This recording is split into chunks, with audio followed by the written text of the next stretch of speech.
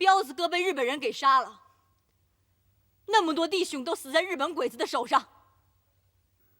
可咱红枪会不能垮，咱还得跟日本鬼子们斗下去。对，这长班的，咱得跟小鬼子再干一场。对，再干一场！红枪无敌，百战百胜！红枪无敌，百战百胜！红枪无敌，百战百胜！弟兄们，以后咱红枪会不能硬拼了。伙伴，我和红枪会还有点积蓄，拿去给那些死去的弟兄们家属分了吧。以后你要好好善待那些弟兄们。呐。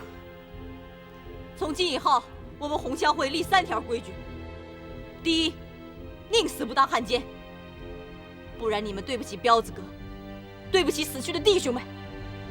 第二，红枪会以后遇到任何事儿，都不能蛮干了。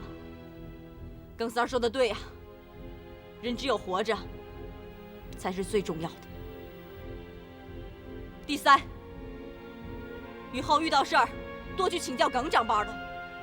虽然不是一个山头上的，但是他的话，你们能听的就尽量多听，不要等到出事儿以后再后悔。伙伴，我和彪子哥就拜托你了。红枪会就拜托各位弟兄们了。长班的，你可别想不开啊！那么多弟兄们都死了，我不能让他们白死，我死也要跟他们死在一块儿，活也要跟他们活在一块儿。走了。长班的，你是要一个人跟小鬼子拼去？那不行，那你得算我一个。对，算我一个，算我一个，算我一个，算我一个，算我一个，算我一个。这么多红枪会的弟兄等着你来照顾呢，还有我阿爸，就拜托你了。哎，白姑娘，白姑娘，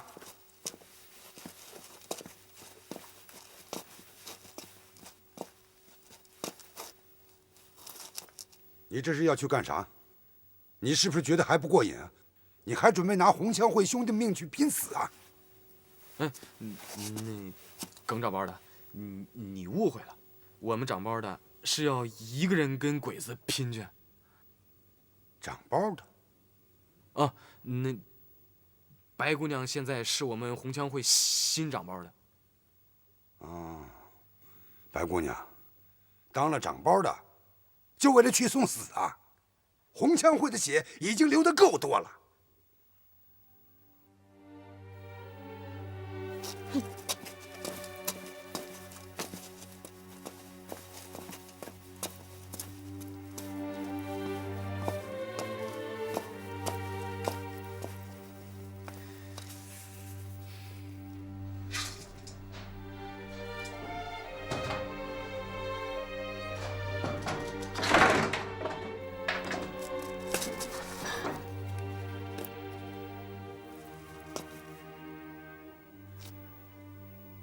白姑娘，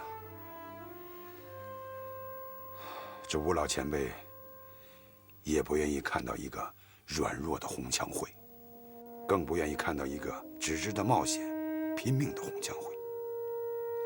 如果你想当长包的，你必须要知道，只想要去冒险、去拼命的人，不是一个真正的英雄。吴彪已经走了。我不愿意看到又一个长包的死在小鬼子的手里。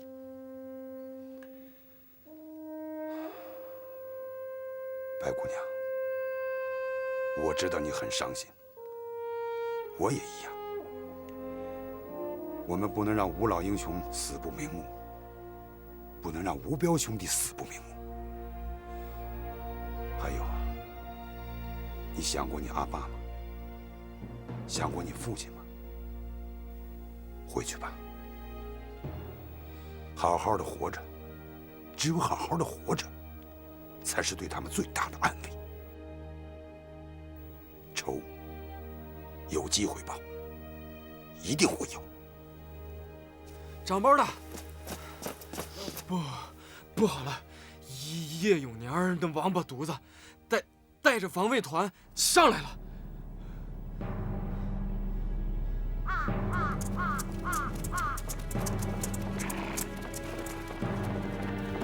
弟兄们，把这儿给我包围起来！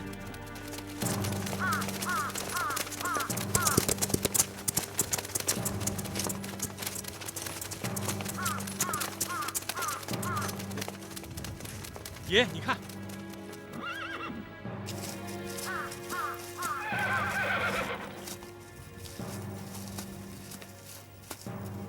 耿三兄弟，你跑这儿干嘛来了？叶先生，对不住了啊，没提前向你打个招呼。现在红枪会的地盘啊，归我13省了。不过我不会白战，以后我会加倍的孝敬你，咋样？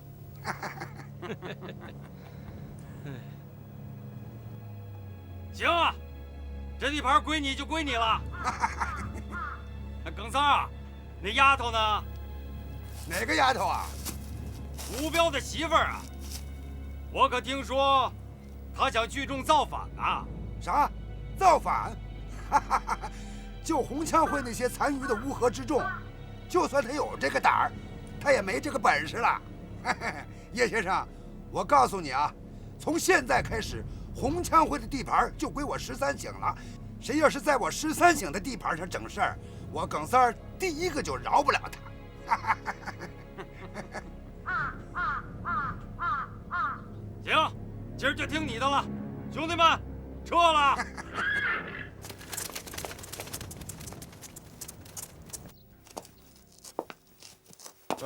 你刚才说13省占了红枪会的地盘？对对对，像这种黑吃黑的事儿，以前经常有。他动作真够快的啊！啊，太监，这地盘啊，到底归谁？这还得您说了算。好吧，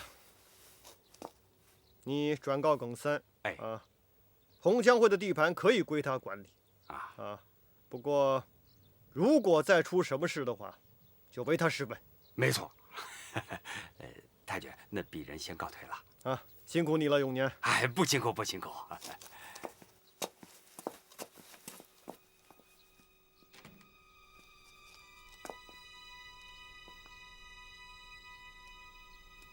老师，纯子啊，耿三的胃口是越来越大了。你还是不太相信耿三儿。你呢？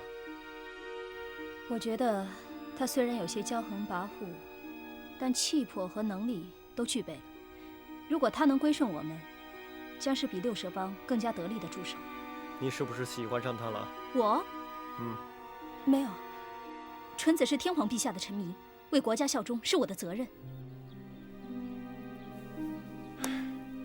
纯子啊，其实喜欢他也不是什么不可以的事。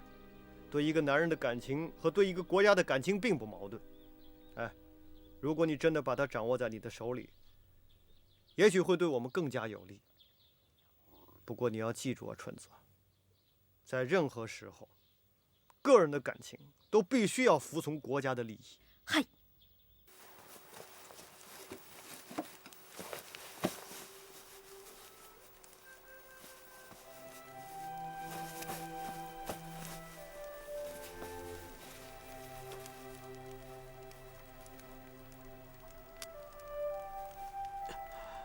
九哥，你醒了。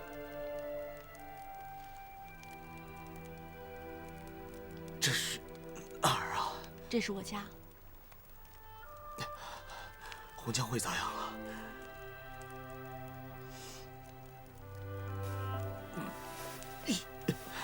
你要干啥？快躺下。我要回去给我哥报告去。他们都早知道了。早就？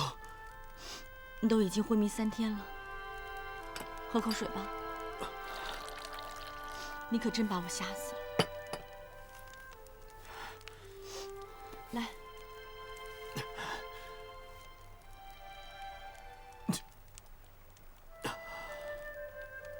慢点。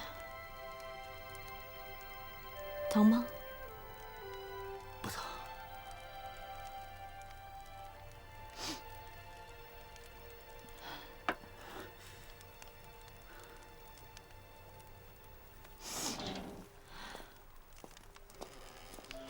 阿爸啊，三哥，白姑娘辛苦了啊！哪里？哥，丫头啊，车子准备好了，把她抬车上去。哎，上车去哪儿啊？老九，白姑娘是红枪会的长包，这个地方自然就不能待了。嗯，山里有个老房子，把你送那儿去住些日子。我不去。你别乱动，伤口老九该开了。，哥，这是老叔的意思，我也赞成。你这一次伤得比上一次重，你就留下来吧。老叔啊，老九就拜托你了。红枪会的弟兄们呐，也拜托你了。哎，三哥，谢谢你了。三木龙进来。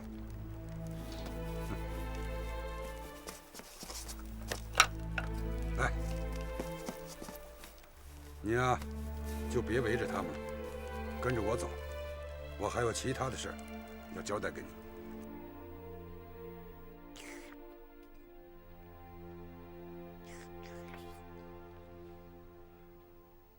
这武器搞到了，怎么还垂头丧气的？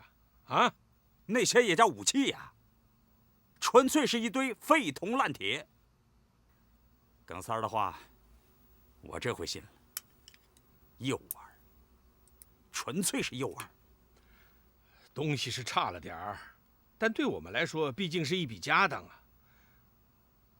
我跟兵工厂说了，能用的就用，不能用的就改造、修理。鬼子看不起的东西，咱们得看得起。老李啊，耿三儿怀疑赵源地下党有问题，你的意思呢？出了这么多问题，耿三儿要是没察觉的话，那他就不是耿三儿了。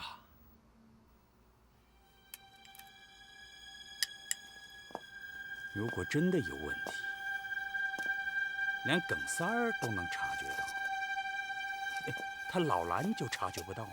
啊，他可是有经验的老革命啊！你怀疑老蓝？这倒不是。老蓝跟我是一起爬过雪窝子、吃糠咽菜的老战友了。别的不说，革命意志应该是很坚强的。我担心的是，万一赵源地下党出了问题，老蓝的处境可就危险了。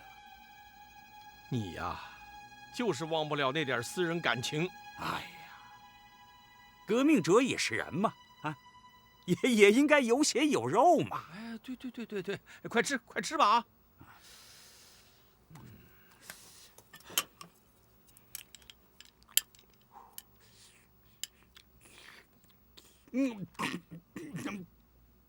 挺香。张豹子，红枪会活着的弟兄们都愿意跟着咱们一块儿干。白姑娘不在，活分说她做不了主，想跟咱们13省合并。合并？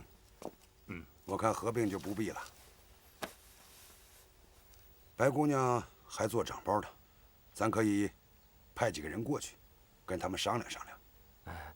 我看这事老九挺合适，他救了白姑娘，而且白姑娘也挺信任他的。等他回来啊，商量商量。哎，智勇帮的情况怎么样？哦，对，那边没问题，现在已经有600-700人想加入咱们13省了，而且他们想推举我做长包呢。那好啊，那你就去做这个长包的。不过我跟你说啊，他们那些人当土匪当惯了，平时是一盘散沙，集合起来就是一帮乌合之众。你要抓紧时间，把他们好好的改造改造，争取让他们成为一支抗日的有生力量。好，我知道了。哦，对了，长包子，大哥跟老石他们那边已经开始在三堂会跟其他几个小山头活动了。我相信很快他们那边就会成为咱们的一支新的力量了。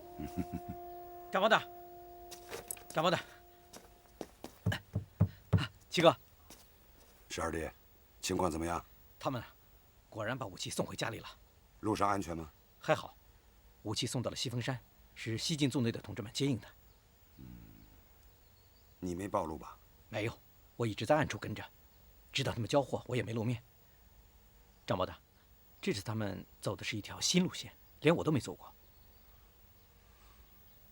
看来这个雪晴姑娘还真是有本事。师爷弟啊，你考虑过没有？警察署的这批武器，摆明着是渡边正雄的诱饵。武器丢了，日本人能不查吗？可是，在这个节骨眼上，还能准确无误地和西进宗的接上头，顺利地运回山里，这事儿简单吗？哼，就算是咱们，也未必能考虑得这么周全。一个姑娘家，她哪来那么大能量？这是第一个疑点。智勇帮搞诈降，我一直就觉得奇怪，他们是怎么跟西进宗队联系上的？刘老二没这个本事，也就是说，一定有人在暗地里帮忙，这是第二个疑点。戴老板来到赵元城，就被鬼子发现了，还差点酿成了大祸，这是第三个疑点。所以就拿武器当诱饵。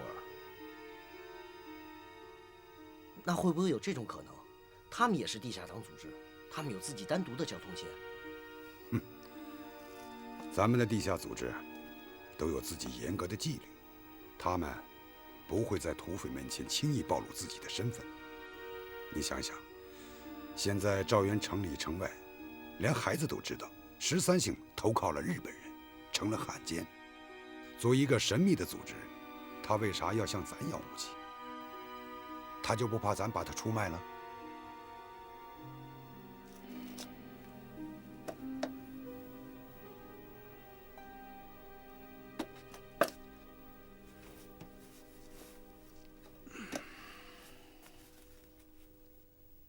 师义弟，刘署长那儿有啥动静？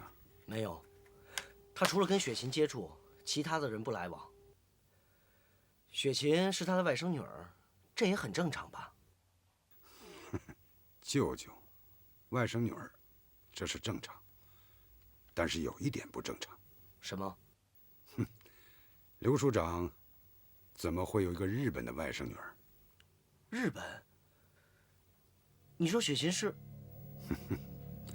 许多的日本人来到中国，因为远离家乡，他们都养成了一种习惯，每天早晚都望东而拜，以诉思乡之情。雪琴姑娘也有这个习惯。日本人？他真是日本人啊？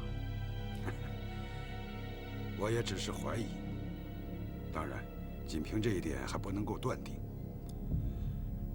师弟啊，咱们都活在刀尖上，说不定啊，随时都会被人炸死。所以啊，对任何一点蛛丝马迹都不能放过。雪琴姑娘，咱们要小心接触，你也要保持足够的冷静，别让那个丫头把你的脑袋瓜子搅乱了，啊？哎。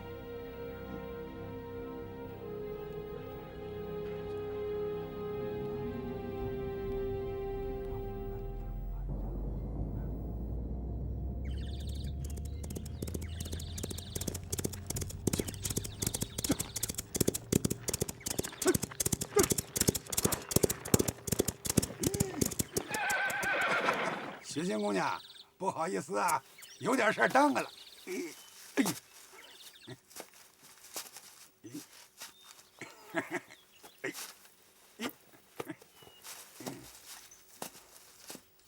甘大哥，我刚接到消息，我们的货已经到家了。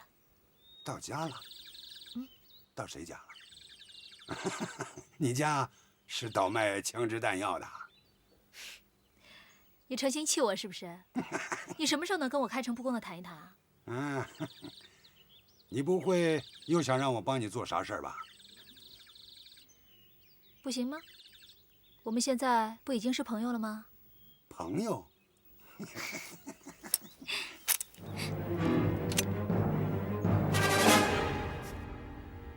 姑娘，你说我是把你送到叶永年的手里呢，还是直接把你送到日本人的手里呢？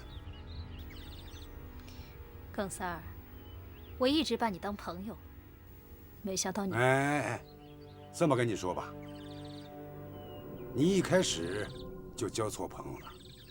你来到赵园的时间也不短了啊！你想拉我入你们的伙，你也不打听打听我耿三是啥人啊？我打过抗联，打过日本人，抢过大户，也抢过女人，在这个世上没人做的事儿，我都做了。行，算我瞎了眼，看错了人。有本事你开枪吧！打死你，那我不就亏本了吗？那你想怎么样？我跟你说，我刚刚得到了红枪会的地盘，渡边太君说了，说谁要是在这个地盘上整事儿，就拿我试问。你说我该咋办啊？跟我走。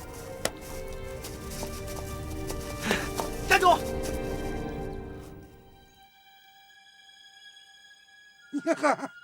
小警察，你是不是活腻歪了？也敢管老子的闲事儿啊！我不许你伤害他，你要敢伤害他，我一枪打死你！你可真有胆啊！你他娘的知道我是谁啊？啊！我告诉你啊，我知道你耿三厉害，可我不是怕死的人。今天你有种你就冲我来，你跟一姑娘你较什么劲啊？啊！好啊，那咱俩比划比划来。哎，别！我告诉你啊，你要以后还想在赵园地区混，你最好别得罪皇军。你要是得罪皇军，我告诉你，红枪会就是你的下场。你也算皇军的人啊？你他娘哪根筋是东洋造的？我是警察署的人，我是叶先生的人。你要敢得罪我，那你就得罪叶先生。你得罪叶先生，就是得罪皇军。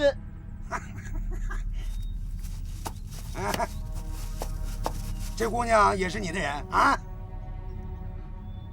她是我女朋友。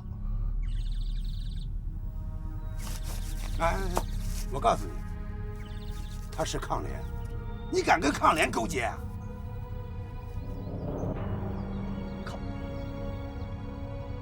你胡说八道！他是我朋友，是皇军的朋友。我告诉你，你今天要敢得罪我，我跟你拼了！上！瞄准！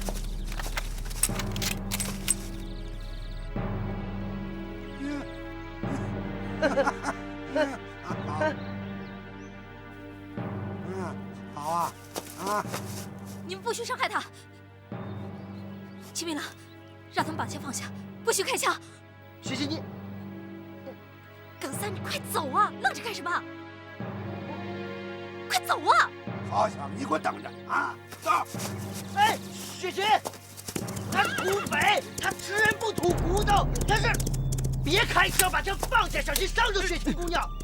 雪琴，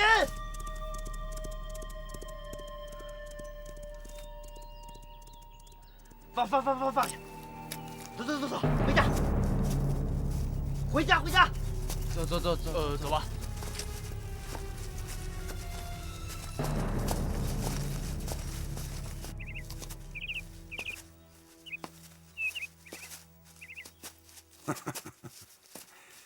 我耿三见过的女人多了，从来都是过眼烟云，昙花一现。你厉害啊！你比我见过所有的女人都厉害。我真是看走了眼，真没想到是你把我从日本人的手里救出来。咋？你还想再把我送回去啊？你说错了，没人想把你再送回去。姑娘，你告诉我，那些武器你到底给谁了？给了该给的人。你这该给的人摆不到桌面上吧？摆上来又怎么样？我给抗联了。看来我是没有冤枉你啊！啊？你不就是想占地盘吗？别说赵园，也别说三赵地区，就连整个东北3省的地盘都是中国的。你拿中国人向日本人换中国人的地盘，这种做法太不像我心目中耿长官会做的。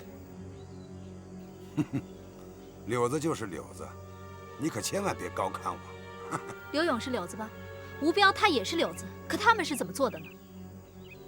他们可都是英雄。英雄死了，可狗熊还活着。这就是聪明人跟傻瓜的区别。姑娘，看在你今天从那个小瘪犊子警察的手里把我救了，这件事儿我就不想再提了。我不希望下一次死的人是你。你这么可人，死了多可惜呀！是因为我救了你吗？还是你根本就没打算把我送给日本人？啥意思啊？跟我走。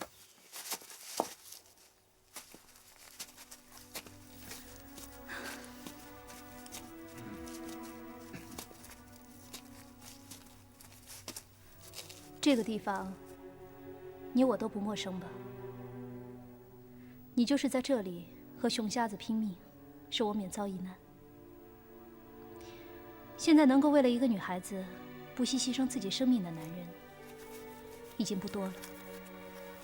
所以我相信，你不会伤害我。又让你蒙对了。我他娘的就没打算把你送给日本人。你又讲粗话了。你给我听好了，你答应我的事儿都做到了，那么我答应你的事儿，也一定要做到。你答应我啥了？我咋就不记得了？我曾经告诉过你，我要把你改造成一个最有气度、最有涵养的男人。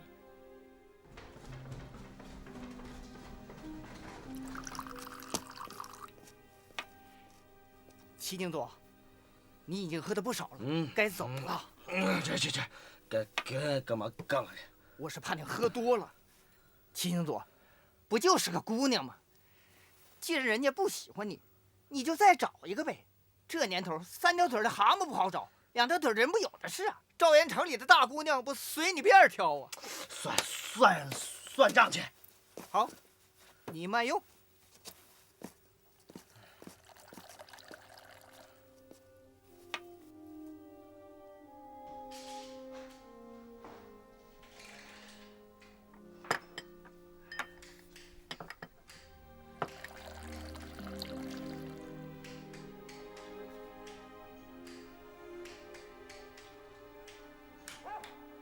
哎，齐景佐，你这么喝大酒，是不是心里遇见什么伤心的事儿了？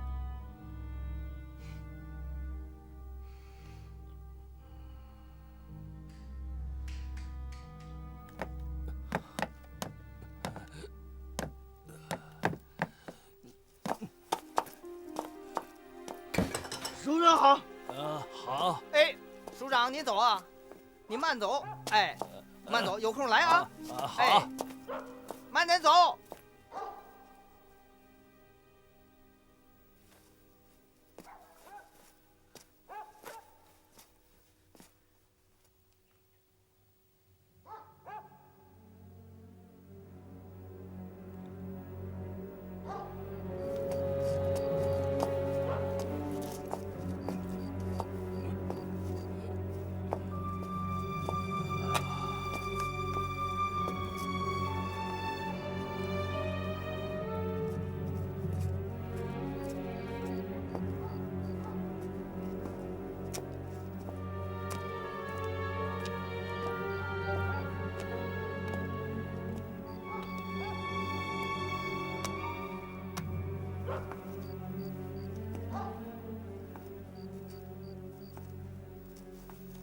别动！豪汉是哪条路上的柳子？兄弟身上1分钱没有。兄弟上有80岁老母，下有8个月孩子，都等着我养活呢。你到现在连媳妇儿还没混到手，哪来的孩子？刘署长，秦明郎，你跟着我干什么？我咋跟着你了？我回家呢。回家？啊！哼！我干这行的时候，你还穿开裆裤呢。哎，你家这边住吗？啊？唬傻子呢？不是，我这署长，我跟你说实话吧，我想看看雪琴，我特想她。就你这副德行，还想惦记着雪琴啊？省着点吧你。哎，署长，我可是你一手栽培的呀。听着，从今往后，不许再打扰雪琴，不然的话，毙了！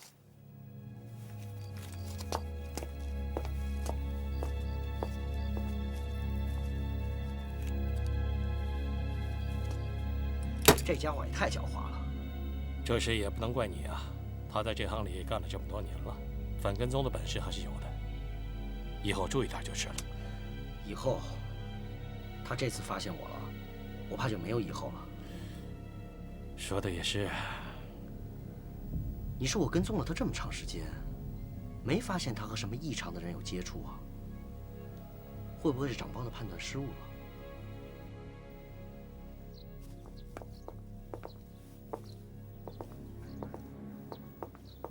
说说。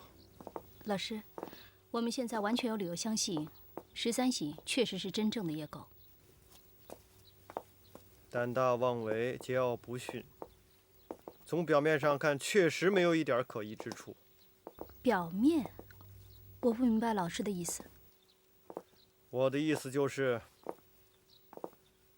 他们太像野狗，反而让我有些担心了。这难道有什么可疑之处吗？他们的可疑之处，就是找不到任何可疑之处。我不明白。纯子，如果他们真的是野狗，对我们来说当然是皆大欢喜的事。万一他们不是，那我们给抗联的运枪计划就是冒失的，甚至是愚蠢的。你会把自己暴露的。我也希望老师的担心是多余的。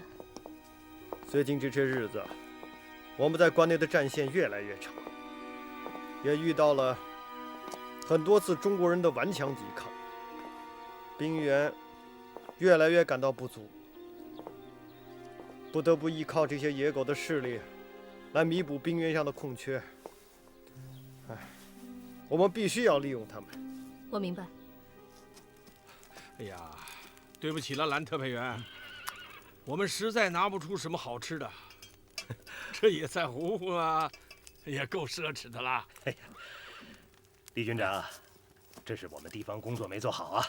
我说你就不要客气了，你们地方工作啊也不容易啊。两位首长，省委对交通站被破坏的事情十分重视，只是我们一定要查出内奸，割掉鬼子的眼线，重新恢复交通站的畅通。有什么线索了吗？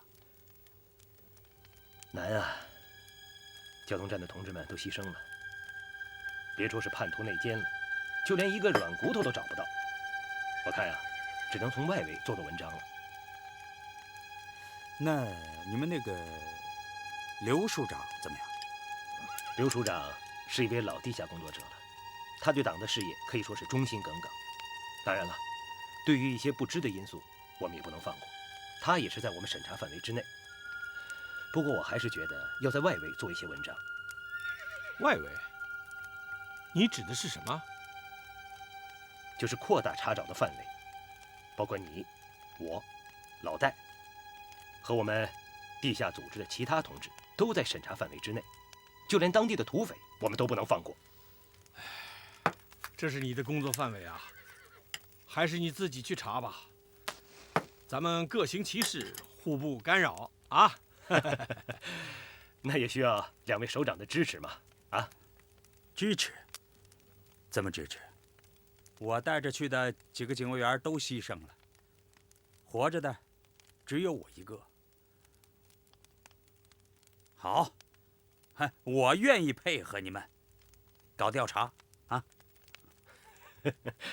不光是你啊，我不是也接触调查吗？我也是被怀疑对象。好了，我今天是来混饭吃的，不是来谈工作的，啊！我说李军长，你这也太小气了吧？啊，怎么连口酒都没有啊？哎呦，有，警卫员到，想办法弄点酒来，要快。是。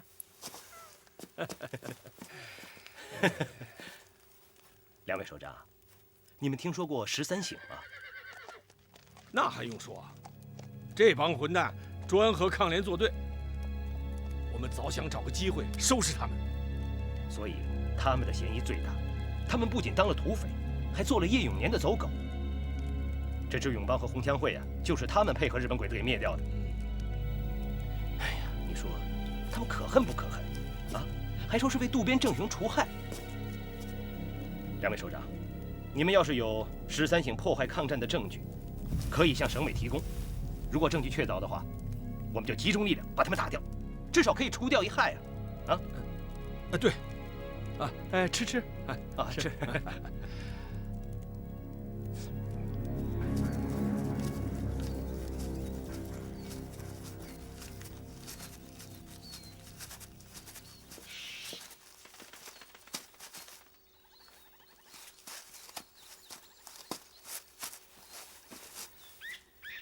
又想女儿了吧？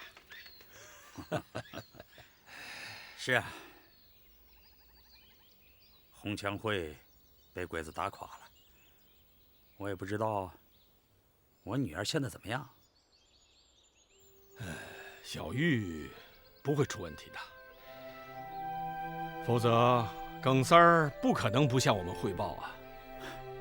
是，老李啊，你说我戴金耀，不能不算一条汉子吧？啊，这也不知道咋的，自打听到我女儿的消息啊，脑子里就没灵气儿，这才离开几天呢，我这心里啊，空空落落的。正常，咱们都是人，不是那个不食人间烟火的神仙。情这个东西够烦人的了啊！有时候啊，我真想不干，带着女儿找个清静的地方，打打猎，种种菜，挺好的。谁不想过清静日子呀？可日本人不让啊，有啥办法？